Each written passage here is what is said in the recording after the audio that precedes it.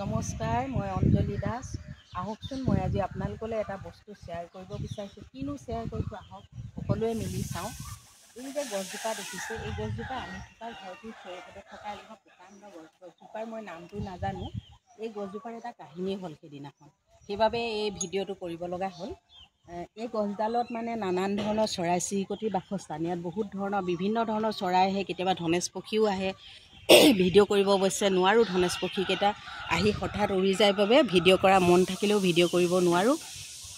তাৰ পাছতে কেতিয়াবা বগলী বহে আৰু নানান ধৰণৰ ইয়াত চৰাই চিৰিকটি বহে।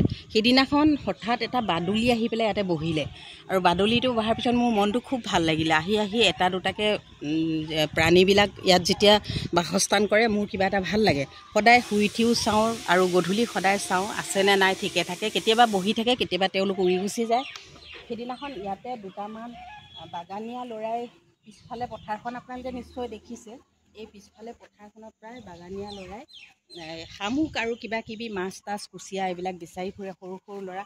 তেওঁলোকে কি কৰিছে, সেইদিনাখন প্ৰকাণ্ড এটা ফৰমুঠি মাৰি বাদুলিটোক আক্ৰমণ কৰিলে। বাদুলিটোৱে অলপ দুখ পালে আৰু মই নিজকে, মোৰ হাঁহিও উঠিছে কৰি, মই নিজকে ফৰেষ্টৰ বিষয়া বুলি, বন বিষয়া বুলি মই নিজকে চিনাকি দি তেওঁলোকক মই এনেকুৱা ধমকি লগাইছোঁ যে তহঁত ইয়াৰ পৰা তৎক্ষণাত যা। আৰু মোৰ হাইটটো যিহেতু বহুত, মই অলপ চাপৰ মানুহ দেই, আপোনালোকে দেখিলে গম পাব মোৰ হাইট নাই, কম হাইটৰ। গতিকে মই নিজে যিহেতু চাপৰ আৰু বন বিষয়া বুলি ক'বলৈ হ'লে মোৰ হাইটটোতো অকণমান লাগিব দিয়কচোন।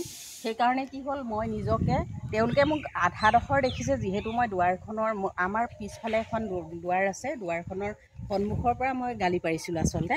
আৰু সেই গালিকেইটা কি হ'ল, তেওঁলোকে শুনোতে মই নিজকে ভৰি দুখন অকণমান গোৰোহাক এটা দাঙি অলপ নিজকে 2 ইঞ্চি 1 ইঞ্চিমান ওখ কৰি, মানুহগৰাকী চাপৰৰ পৰা অলপ ওখ দেখুওৱা কৰি মই নিজকে বিট অফিচাৰ বুলি চিনাকি দি, তেওঁলোকক ফৰেষ্ট বিষয়া বুলি চিনাকি দি তেওঁলোকক ইয়াৰ পৰা এনেকুৱা খেদা ধৰিলোঁ। আৰু মোৰ দুৰ্ভাগ্য যে সেই সময়ত মই কেমেৰা কৰিব নোৱাৰিলোঁ। যদিহে মই সেই দৃশ্যটো, আৰু মই নিজে মানুহজনী হাইট ওখ দেখুওৱা মানুহজনী যদি আপোনালোকক সেই ভিডিঅ'টো শ্বেয়াৰ কৰিলোহেঁতেন, নিশ্চয় আপোনালোকৰ হাঁহিৰ খোৰাক যোগালেহেঁতেন। আজি ভিডিঅ'টো ইমানেই, ধন্যবাদ।